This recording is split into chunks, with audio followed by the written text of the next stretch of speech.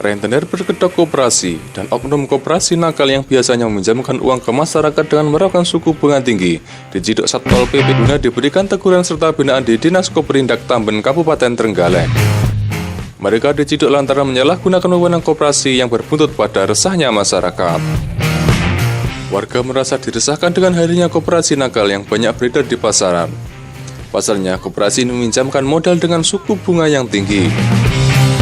Tak bedanya seperti rentenir, oknum koperasi nakal ini meminjamkan uangnya dengan suku bunga 6% sampai 25% per bulan. Oleh karena hal tersebut, Koperindak Tamben beserta Dispenda dan Polisi Pamong Praja Kabupaten Trenggalek menggelar operasi di seputaran pasar yang tersebar di Kabupaten Trenggalek seperti di Pasar Bindo, Pasar Ngelongah, dan Pasar Subuh. Di Pasar Subuh telah terjadi keresahan karena untuk membayar retribusi itu Dispenda tidak bisa menarik pada saat pagi-pagi, sehingga paling tidak jam 9. Karena pada saat pagi hari itu sudah ada yang menagih, yaitu orang-orang yang meminjamkan uang biasanya menyebut bank detail ya. Itu hanya satu istilah, yaitu meminjamkan uang dengan bunga yang tinggi. Disebut koperasi nakal lantaran yang tertangkap mengaku sebagai anggota koperasi, namun justru meminjamkan uang kepada orang yang bukan anggota koperasi. Hal ini bertentangan dengan UU Koperasi Nomor 25 Tahun 1992. Sesuai dengan Undang-Undang Koperasi Nomor 25 Tahun 1992, jadi kita kembali ke undang-undang lama setelah uji materi. Yang mengajukan uji materi Undang-Undang Nomor 14 Tahun 2012 ini dibatalkan.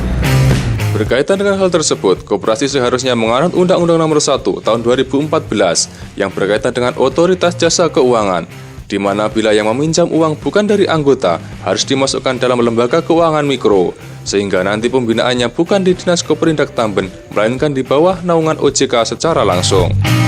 Berkaitan dengan ini ada Undang-Undang Nomor 1 Tahun 2014 berkaitan dengan Otoritas Jasa Keuangan, di mana apabila meminjamkan uang di luar anggota ini harus dimasukkan dalam lembaga keuangan mikro, sehingga nanti pembinaannya bukan di dinas kami, Dinas Koperindak Tamben, tetapi di bawah naungan OJK, yaitu namanya Otoritas Jasa Keuangan. Nanti mereka akan mengaudit secara ketat supaya tidak terjadi hal-hal yang tidak diinginkan.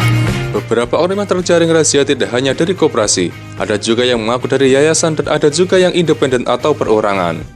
Mereka yang terjaring razia diduga telah menyalahgunakan wewenang koperasi sebagaimana yang diatur oleh undang-undang. Serta yayasan memang tidak diperbolehkan meminjamkan uang karena bukanlah perbankan. Yayasan kan tidak boleh meminjamkan uang kecuali sudah beralih ke perbankan atau beralih ke lembaga keuangan mikro. Terlebih mereka semua masih belum mempunyai izin sesuai perundang-undangan yang baru, serta mereka menerapkan suku bunga yang cukup tinggi, yakni 6% sampai 25% per bulan. Ini tadi sudah ada yang terjaring, namun demikian kami belum meneruskan ke pihak yang berwajib. Baru kami kumpulkan untuk pembinaan saja, kami beri waktu 30 hari. Apabila tidak menghentikan kegiatannya, nanti akan kami teruskan ke pihak yang berwajib. Usai dilakukan pembinaan, para rentenir dan para oknum koperasi nakal ini diberi selang waktu 1 bulan untuk menuntaskan semua urusan mereka. Setelah itu, mereka harus bertanda tangan surat pernyataan yang intinya tidak akan mengulangi kegiatan mereka lagi.